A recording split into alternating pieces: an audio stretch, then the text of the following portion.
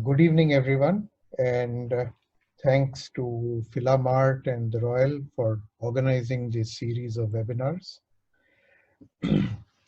This talk will probably last about 45 minutes, and we have 15 minutes for question answer, so it should be in reasonably good time. The word Zeppelin still carries a certain magic, a combination of nostalgia for a bygone era and marvel at the technological achievements of that time. A Zeppelin flew north of India during the world flight of 1929, but no airship service was established to India.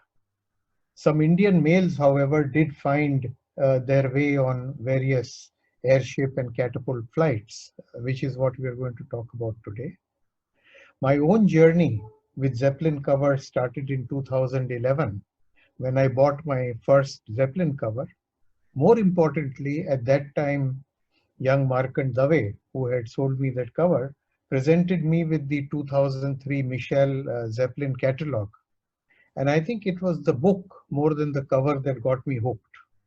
And from that time, it's been a subject of very great interest to me. Okay, so just in terms of scope of the talk today, what we are going to cover. But before that, some disclaimers. One is all references in the talk today are going to be contemporaneous. So my dear Mumbai will be referred to as Bombay. Karachi is still part of India during the period we're going to cover. So it's all in a very contemporaneous context. The information that I'm providing here, I think credit for that belongs to several experts who have published before and who have guided me in this project. There will be mistakes, those are entirely mine. And I'm assuming all the listeners are familiar with the fractional system of Indian currency that was prevalent at that time. So we had 12 pies to an anna and 16 annas to a rupee. So this is overall the background. Now with this, in terms of scope of today's talk, we are going to cover mail that is addressed to India or mail that carries Indian adhesives and has been carried for at least part of its journey via Zeppelin, catapult flights, or on the R101 airship. So with this, we'll start with Zeppelin mail. So the word Zeppelin is Count Ferdinand Adolf Heinrich August Graf von Zeppelin, born in 1838, died in 1917. He was a German general and later inventor of the Zeppelin rigid airships. And he founded the company Luftschiffbau Zeppelin. This company manufactured Zeppelin. It did not operate the service. So that's how the airship gets the name Zeppelin. What we will look at are some of the different Zeppelin airships that were there and carried mail with to or from with Indian franking, the routes they followed, some examples of Indian postage, what the postage rates were, some examples of mixed franking, the very interesting postmarks, cachets, etiquettes, onboard stamps, confirmation marks, some of the eastward routes. So this all was centered around Germany. So flights to the east of Germany, flights to the South Atlantic in connection with the Condor service, and some flights to the North Atlantic. So we go back to one of the very early airships, the LZ-10, the Schwaben. The company that operated the service was, and at that time was called DELAG, D-E-L-A-G. DELAG is the acronym for Deutsche Luftschifffahrt Aquitaine Gesellschaft, which is in German, in English it means the German Airship Transport Corporation. This was the world's first airline and used to use an aircraft for revenue service. It was founded in November 1909 and operated the airships manufactured by Luftschiffbau Zeppelin Corporation. Headquarters were in Frankfurt, Germany. So the Schwaben was one of the very early airships to carry a mail. So in 1912, in June, there was the Airmail Week in Rhino-Main. And this is an example of a postcard that is addressed to Bombay, which has the stamp of that Airmail Week. Now, this is cancelled 14 June 1912, and it's addressed to Sir Charles Stuart Wilson in Bombay. I'll come to him in a minute. The one thing to keep in mind is in this Airmail Week, they had this airship, the Schwaben, and they had an aircraft that was called Gelber Hund, the yellow dog. So because this postcard was not posted on board the Schwaben, it's difficult to say for sure whether it flew on the Zeppelin or whether it flew on the Gelber Hund. So it could be any one of those. The person it was addressed to is very interesting. You can see from the postcard itself, it's addressed to the Honorable Sir Charles Stuart Wilson, KCIE, India, Director of Post Office. That's it, that's his address. So who's this man? He was an official of the Indian Civil Service. He rose to become the Director General of Post and Telegraphs. He was a prominent philatelist, one of the founders and the first president of the Philatelic Society of India. He signed the roll of distinguished philatelists in the Royal Philately Society in 1921 and was the council member of the Royal Philately Society London from 1915 to 1939. He also edited the Philatelic Journal of India from 1898 to 1905. So definitely very closely associated with Indian philately, and it's always a pleasure to have something like this in the collection. We'll move on from here to the LZ-13, the Hansa. So it had two test flights in July 1912 and August 1912, and then the ship was taken over by Delag for operations. So we have here a cover of the 1913 flight. This has a pair of 5-fenning adhesives tied with the onboard postmark. So this postmark is very interesting. The postmark here, which you can see here, it says Luftpost Hansa. So this is what we call an onboard mark. This means that the postcard was actually posted by a passenger or by a crew member on board the airship when it was flying. So this is absolutely authentic proof for us that this particular postcard was carried on board. The postcard itself is an official Delag postcard, and on the reverse is the view over the city of Berlin. It's addressed to Bombay and later redirected to Karwar, which is about 600 kilometers south of Bombay. We see the Aden Sea Post Office, 9th November, and we see the Bombay GPO delivery mark, 14th November, redirected and delivered in Karwar, 18th November. Moving now to perhaps the most successful Zeppelin, the LZ-127, the Graf Zeppelin. Now these airships were enormous. If you see the length of the Graf Zeppelin, 236 meters. Just to give you an idea, a football field is 105 meters long. So this was like more than 2 times the length of a football field, and this carried passengers in absolute luxury. They had bedrooms, they had a dining room, they had a smoking room, library, there was a very high quality cuisine and service. So when these Zeppelins flew the transatlantic, they absolutely carried their passengers in great luxury. A lot of the mail carried on Zeppelins was largely philatelic. There are examples of non-philatelic mail as well. So now this is the first North American flight of the Graf Zeppelin in 1928. It's an airmail postcard, cancelled Flint, Michigan, October 28th. You can see here the Flint, Michigan postmark. Here it is. And it is sent on board the Graf Zeppelin from Lakehurst, New Jersey. This is where they started the flight to Friedrichshafen. And on the reverse, here we have the arrival at Friedrichshafen, which is 1st November 1928. and onward delivery to Bombay on 23rd November 28. You have this very attractive violet first flight cachet, which I have tried to reproduce here, which shows the flight from the United States to Germany, on which this card was carried. This is the Orient flight of the LZ-127 in March of 1929. So this flew from Friedrichshafen to Ramallah and back to Friedrichshafen.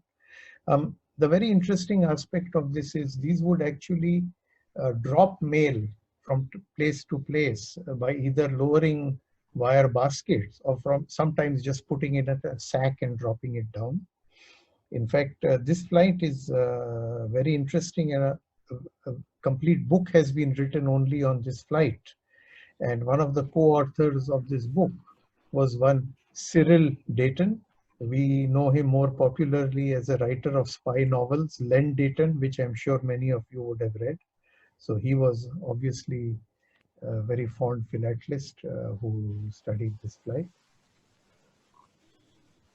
Now, what is interesting about this cover is it is again, posted on board the airship. You see the onboard postmark. You also see two airmail etiquettes. So the second airmail etiquette, which is in Arabic and in English, was applied in Egypt. This is the Egypt airmail label.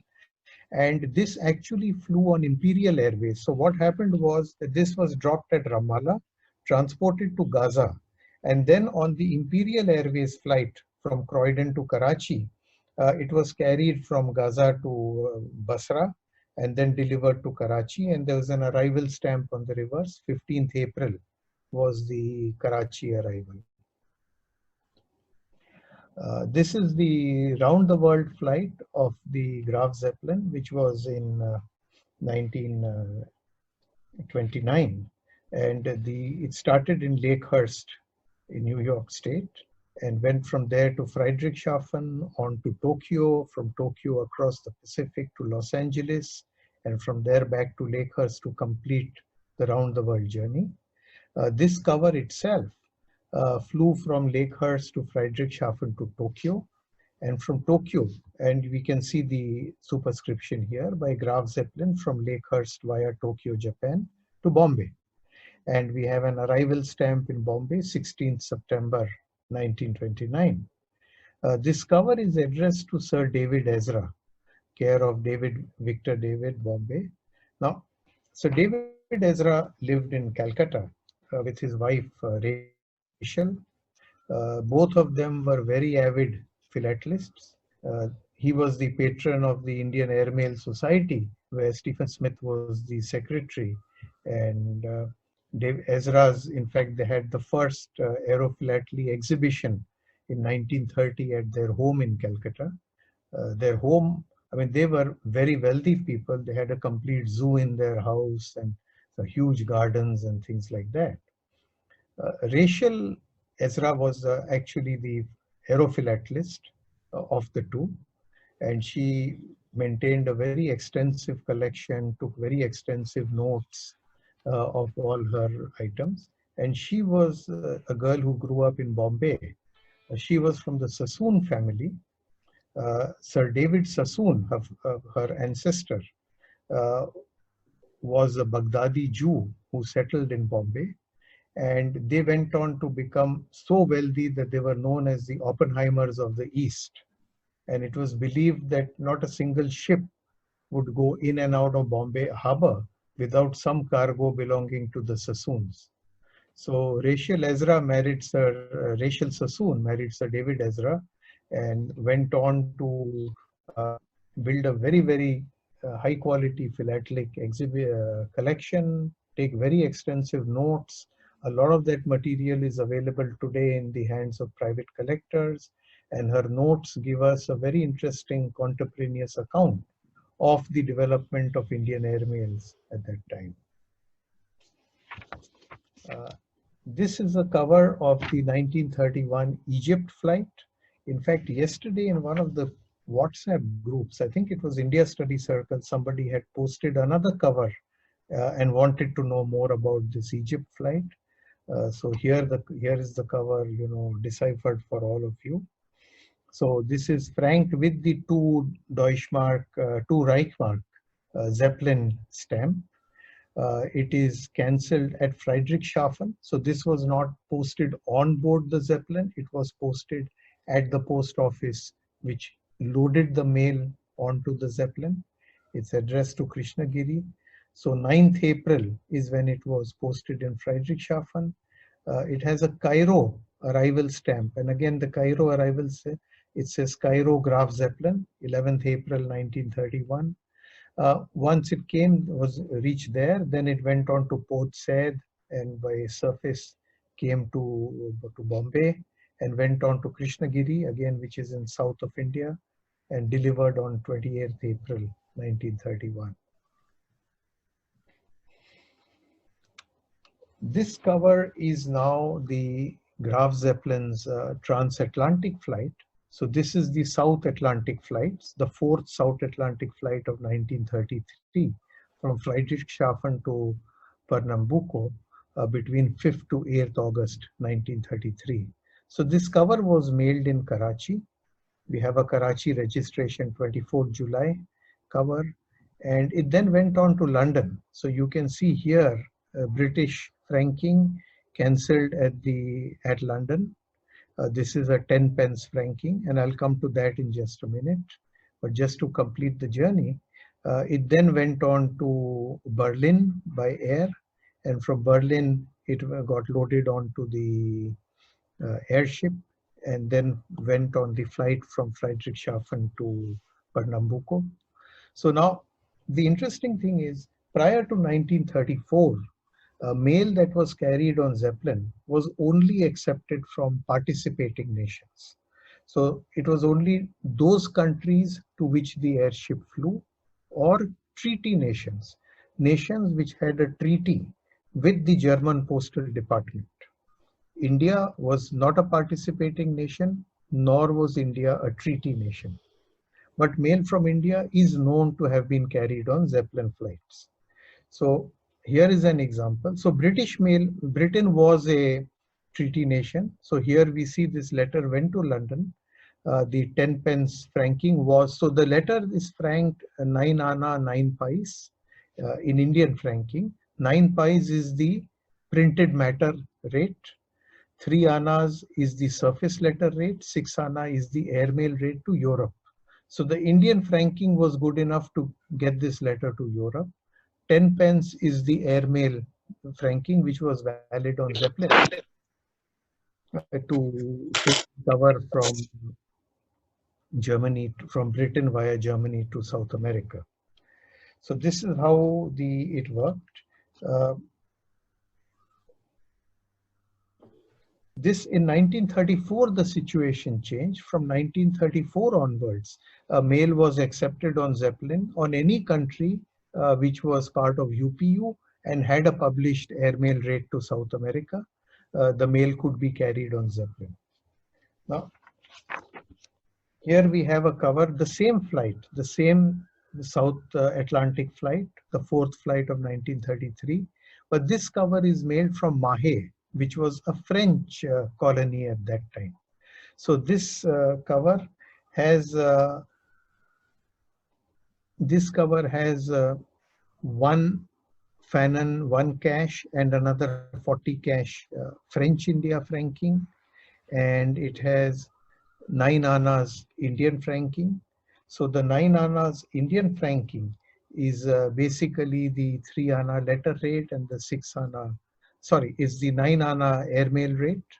The French franking will take care of the surface letter rate. So this is the theory about how this letter made it to.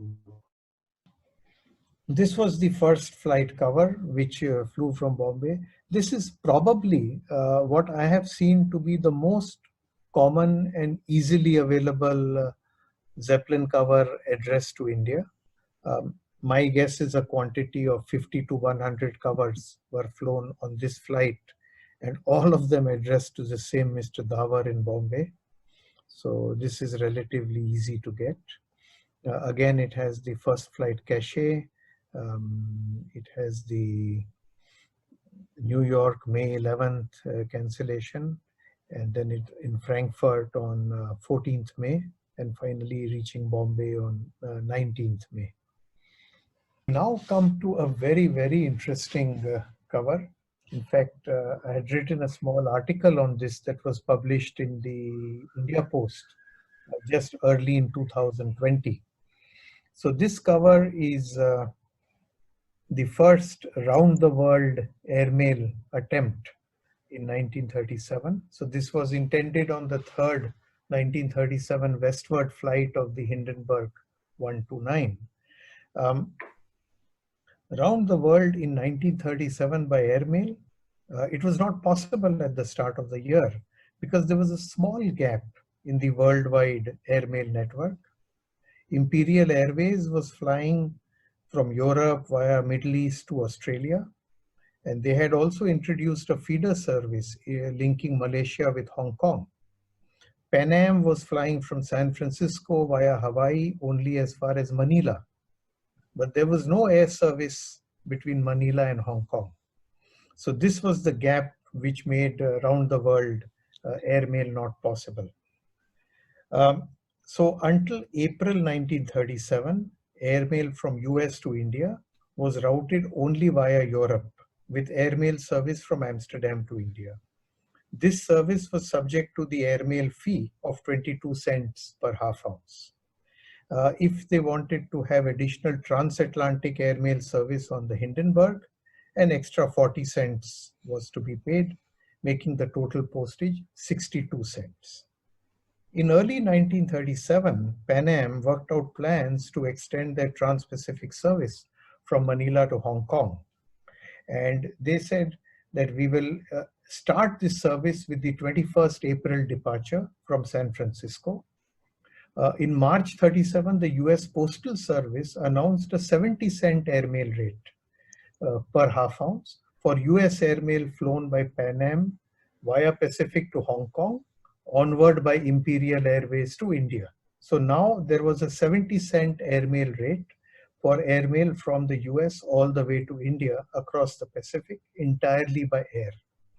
The first flight carrying such mail was the April 21st, 1937 Clipper departure from San Francisco, and it was the first scheduled extended Clipper flight to Hong Kong.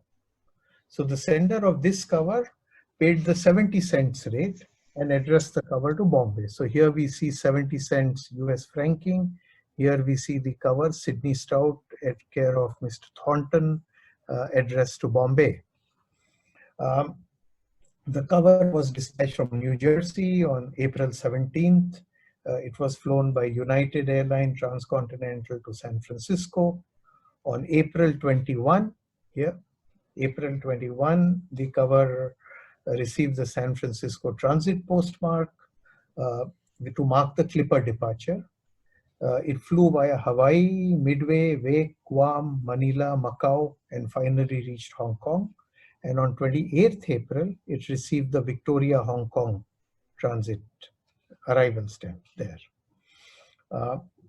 2 days later, on April 30th, the Imperial Airways feeder service took the cover from Hong Kong to Penang and arrived there on May 1st. On May 2nd, the Imperial Airways Australia-England service IW544 coming from Australia arrived at Penang. Cover was loaded and it went on westward and reached Calcutta on 3rd May 1937. The scheduled arrival was 3:45 p.m. So the 5:30 p.m. arrival postmark fits in very well. It then went on by surface transportation and arrived in Bombay in the morning of May 5th. And we have the delivery mark here, Bombay, 11 a.m. on May 5th. The Bombay addressee resent this, adding India postage of 9.5 anna. So here we see 2 anna into 4/8 anna and a 1.5 anna frank here. He added 9.5 anna franking, addressed the cover to Germany, so and sent it, posted it again. So This was on 6th May at 3 p.m. We have the Bombay GPO stamp of 6th May, 3 p.m. here. On the 7th morning, it flew on Tata Airlines from Bombay, went to Karachi. The next morning on Imperial Airways, left Karachi on IW545. And it was Imperial Airways, again Australia to Croydon service. It arrived at Brindisi in Italy on May 11th. And according to flight reports, that was at 4:09 p.m. From Brindisi, the cover went by rail to Germany. It left Brindisi, the train went via Rome, Milan, Bâle, and finally got into Frankfurt on May 13th in the morning. Now the cover is addressed to the airship captain, and I'm taking a little time on this cover because this is an absolute, it's a philatelic gem, this piece, and it's a piece of history. And as I go through, you will understand why I refer to it as a piece of history. So it's addressed to Captain Max Pruss at the airship Hindenburg. So the address is the airship. There is no other address for this cover. And it was planned in such a way that he should dispatch it for the third time on the Hindenburg flight from Frankfurt to the US, which he was actually to captain. Now, this flight was scheduled for May 11th. The cover, therefore, would have been 2 days late because it reached Frankfurt only on the morning of 13th May. So 2 days late for the flight, and it would have missed the flight. However, on May 4th, it was announced that this flight would be postponed by 2 days with a new departure date on May 13th. The reason was that King George VI of England was coronated at Westminster Abbey in London on May 12th. And they wanted the airship to carry the films to show in the newsreels in the US cinemas.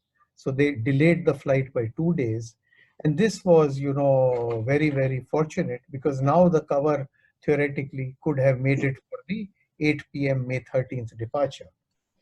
Now, everybody will wonder that this Mr. Sidney Stout, he planned everything so meticulously, so carefully, all the way from the US, Pacific, connecting in Hong Kong to Imperial Airways, Calcutta, Bombay. How could he make such a mistake of a 2-day delayed delivery of the cover? I think the answer lies in the complex postal rates operating in India. So at that time, there were actually 2 rates applicable for mail from India to Germany. So one was the 9.5 anna rate, which is the franking that was done on this cover. And this required a superscription India-Italy. The cover would go, get deplaned at Brindisi, and then go by rail to Germany. There was another route, 11.5 anna rate. The letter would be offloaded at Athens and immediately connect on Lufthansa and make it to Berlin in time for the 11th May scheduled departure. So, just for a mere 2 annas, this letter would have risked missing the return flight on 11th May and would have missed becoming the first cover to go around the world. However, all of this is history, and the reason for that I will come to in a minute.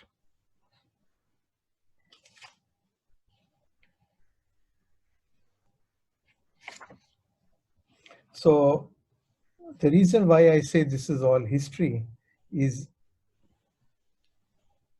because on 6th May, when landing in North America, the Hindenburg crashed, it caught fire and exploded, and there was no return flight, and therefore there was no third flight. So because of this very, very unfortunate incident, the Hindenburg service stopped and the letter stayed on. So what you will see here is it came to Frankfurt on 13th May and ultimately reached destination in Red Bank, New Jersey on November 6th, 1937, after a gap of almost 6 months. The reason for that is this was addressed to Captain Max Pruss. He was the captain of the airship when it crashed. He suffered severe burns and he was admitted to hospital in New York, the Columbia Presbyterian Hospital, and he stayed in hospital for 4 months. So it was several months before he could return to his home in Germany, find this cover waiting for him, and then send it to the uh, person it was intended to, this Mr. Sidney Stout in Red Bank, New Jersey. So this cover really is perhaps the only documented cover with Indian franking that has a connection with the crash of the Hindenburg, which has a connection with the coronation of King George, connection with the first round the world attempt, and the Pan Am flight extending from Manila all the way to Hong Kong. So it's certainly a very interesting cover for me. With this, I will move on to Catapult flights. Again, very, very interesting service. In Catapult, I'm going to talk about the transatlantic flights and also the ship-to-shore flights. So Catapult is basically a mechanism that was fitted onto ships, which could allow aircraft, seaplanes, to be loaded on that and catapulted off board the ship. So they were launched at great speed. The reason for that was they could therefore carry a heavier payload. Um, if they had to take off from water, they needed to be a lot lighter. If they took off from a ship, they could be heavier. The problem was at that time, these aircraft did not have the range to fly across the Atlantic and therefore needed to stop for refueling on the way. So these services started in 1934 and started with the Dornier Walls. It then went on to the Super Wall and later to the D-018s. And these were the Catapult aircraft. What the German Postal Department did was they positioned these two ships, the Westfalen and the Schwabenland. These ships were positioned one off the coast of Africa and the other off the coast of South America to help this transatlantic carriage of mail between Europe and South America. They had an ingenious system called the Hindmat. The photograph you see at the bottom is the Hindmat. So the aircraft would land in the sea near the ship. It would taxi onto the mat, and then using a crane, they would actually lift this aircraft on the ship, refuel it, fit it onto the catapult, and launch it again for onward journey. So this was a very ingenious method they used to fly mail across the Atlantic, even when aircraft did not have the range to go across. So during this period, 1934 to 1936, this service operated in different ways. It operated for some time as an alternating service. So once a week it would be a catapult service, the next week it would be a Zeppelin service, and then catapult again. Then there was a system of pendulum flights. So, you know, the seaplanes would carry the mail up to Africa, load it on, it would be picked up by a basket, put on the Zeppelins, flown across the Atlantic, and then again delivered to seaplanes for onward journey. This is when the ships were being refitted and repaired. The pendulum flights operated. So it's a very, very interesting and ingenious system the German postal authorities and the German airship authorities had come up with. So here is an example of an interesting catapult mail flight cover. This cover is again very, very interesting because it was not intended to go on a catapult flight. It was intended to go on Zeppelin. Unfortunately, this is posted in Aden using Indian franking. Aden in 1935 was still under the Bombay Post Office. It was a sub post office under Bombay, and posted in Aden on 13th October, somehow had a very long journey and reached Berlin only on 30th October, and therefore missed the once in 2 week Zeppelin service on which it was intended to South America. The post office, since it was actually superscribed in pen, which is now actually overwritten by the sticker you see here, but underneath the sticker, it says that it says in French, pour dirigible Graf Zeppelin via London overland. So it says it has to go by the airship Graf Zeppelin via London and overland, but somehow the Zeppelin had gone. So what the German postal authority did was they put an airmail etiquette on top of it, and the next week was the Catapult flight. They sent it on that. So this actually made it on the Catapult flight from Germany and arrived in Pernambuco on 9th November, and on from there it was delivered. Addressed to Albert Thassler. Thassler was a mechanic on board the Zeppelin. The sender of this letter, Paul Gree, is famous. He has many Zeppelin mails sent by him at that time. Lived in Switzerland, and he addressed this to Thassler because everybody didn't have an uncle in South America to address the letter to. So very often letters were addressed to passengers or crew members on board the airship Zeppelin. So this went on the Catapult flight. Here is another example of a cover. This is now not philatelic mail. This is actually commercial mail that flew. This is a 1938 flight, and this cover is addressed to Buenos Aires. So there was a Condor service which was carrying airmails in South America, and the Condor service would pick up the mail in Brazil, in Pernambuco, in Recife from the incoming Zeppelin, and then it would fly via Condor. So this cover went to Argentina, to Buenos Aires on that flight. I realize I'm running out of time. I have just 5 more minutes, so I'm going to skip through quickly now. This is an example of ship-to-shore catapult. So this is another innovation at that time. So this cover was posted in New York on 18th June, addressed to Kalimpong in India. So it went on this German steamer, and it was on a Southampton arrival.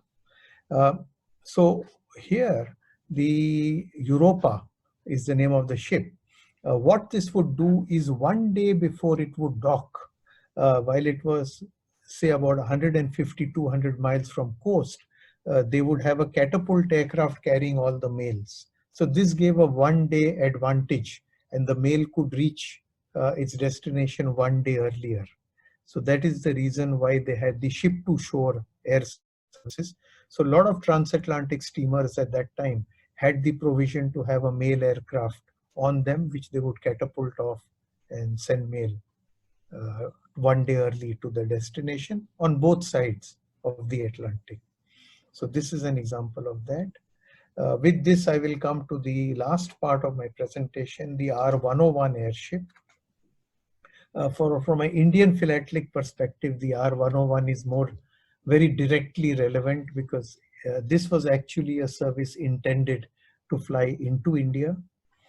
So this scheme was developed by the British. They wanted to connect the empire by airship. So Canada, Britain, they built a landing station in Ismailia in Egypt and Karachi to take the mail to India. There were thoughts at some stage they would even extend it to Australia. That, of course, got abandoned. So the R101, 777 feet long, was developed in 1927. So there was a pair of airships. So this was built by the government. There was the R100, which was built privately but funded by the government. So these two projects were going on simultaneously. They did a lot of trial flights and finally were ready to fly. This is perhaps the only time when mail was actually posted on board the R101, a test flight on 23rd November 1929, almost a year before the actual flight took place. So the stationery here says His Majesty's Airship R101. This was not a flight. So it was a very windy day. They had 100 MPs, members of parliament, who were invited. They got on the ship. The engines were started, letters were written, they were posted, they were served breakfast on the flight. But because it was so windy, it never took off. So after that, eating breakfast, posting their letters, they got off and the engines were shut down. So this is the test flight of November 1929, and the letter actually carried on board. The flight actually took off on 4th of October 1930. Lord Thomson, the Air Minister in the Labour government, and many of the leading airmen, air experts behind the project, they were all on board. And late night of 20 on 4th October, it took off from England, Cardington. And very early in the morning of 5th October, there was terrible weather. It crashed into a hill at Beauvais in France. Terrible tragedy. 48 of the 54 people on board were killed. Among the passengers killed were Lord Thompson, the Air Minister, who had initiated the program, senior government official, almost all the designers of the airship from the Royal Airship Works. And this effectively ended the British airship development. It was one of the worst airship accidents of the 1930s. The loss of life was even more than the 36 killed in the Hindenburg disaster of 1937. And this also led to the scrapping of the sister airship, the R-100. So we see here the wreckage of the 101. We see here the bodies being a common grave was prepared at Cardington, which is where the flight originated. The bodies were buried. And this is a memorial near the crash site that was put up for the victims. Now this is mail, Jeffrey Brown in Indian Air Mail's records that at least two covers are known to be superscribed respectively by R101 and via airmail via R101. So I'm going to show you these two letters, very fortunate to have them in my collection. It is not known and cannot be said whether these were actually carried. The manifest actually lists mail, but it cannot be said for sure whether these were actually carried on the airship or they just went separately by airmail. But this is one of them, addressed to Kohat, Northwest Frontier Province in India. And here is the other one, which is addressed to Peshawar and later redirected to Baghdad. So these were the two covers, which we'll never know whether they flew on the 101 or not. This is the extensive preparations that were made at Karachi in India to welcome the R101. We see here this hangar. This hangar was an awesome piece of engineering, 859 feet long, almost the length of 3 football fields, 200 feet wide, 170 feet high. It was a part of a complex structure. So this is where the airship was to be hangared when it came at Karachi. What we see here, the building at the bottom is the hydrogen plant, which was to make the hydrogen to refuel. And it had enough gasometers to fill the 5.5 million cubic feet of gas it needed. This is the mooring mast, and below the mooring mast is an octagonal shaped building, which would be the passenger station for the airship. This is an aerial picture just to give you an idea of the size of this hangar. Look at this fuel tank. You see this little black circle here. You see the buildings here of the airport. This gives you an idea of the size of this hangar. The hangar itself was stayed on for many years after that. It was colloquially referred to in Karachi as Kala Chhapra. Kala means black. The roof was black in color, and Chhapra is shed. So this is the black shed. In 1952, finally it was decided to scrap it. It survived until the 1960s, when it was finally scrapped and the steel was used to make railway bridges and railway structures across Pakistan. So these are again some of the preparations which were made for the arrival of the R101. The pass given for visitors to get onto the airfield, the motor car pass, letters of permission to go there. So it was all, very exciting, very prepared. Unfortunately, the R101 never made it to Karachi. Otherwise, we would actually be able to welcome the airship in India. So this is the last cover I'm going to show. So this is a letter that was prepared and kept ready to be flown on the return flight of the R101 from Karachi. So it has the Royal Airship Base, 10th October 1933 cachet here. Addressed to the Chief Aerodrome Officer, Croydon Airport. Unfortunately, the R101 never made it. There was no return flight, and it therefore went by the regular Imperial Airways service to England. So with this, I'm going to end my talk. For those of you who are interested, there's some very good published material. I would encourage you to invest in it and read. You have the Michel catalog. And don't worry about taking notes. It's all on my website. I'll give you the reference. You have the Frost catalog, which is again very helpful. There's a very good book by John Duggan and Jim Grow on the South American flights, the North Atlantic Catapult flights again. And then I was telling you the book which was written by Blau and Dayton on the Orient flight of the 127.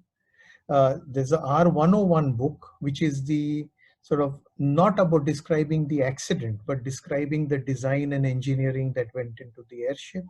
And of course, for anything to do with Indian airmail, we have Jeffrey Brown's Indian airmail and postage rates, which are very important for anyone. He's got a very interesting section on Zeppelin in Indian airmail. And then Pradeep Jain has listed some of his very, very good Zeppelin covers in his book, Indian Airmails as well. For a listing of all of these, you can go to my website, airindiacollector.com. There's a resources section, and that will take you to the page listing all this reference material. So with this, I would like to come to the end of my talk. I would encourage you to visit my website, indianairmails.com. I have displayed up there about 50 Zeppelin or Catapult airship covers, which have an Indian connection there, tried to describe them. I'm also conducting a census of this. I've been able to record in excess of 100 covers. So if any of you have these in your collection or know people who have, please share. It would be a pleasure for me. So I'm now throwing it open to question answers.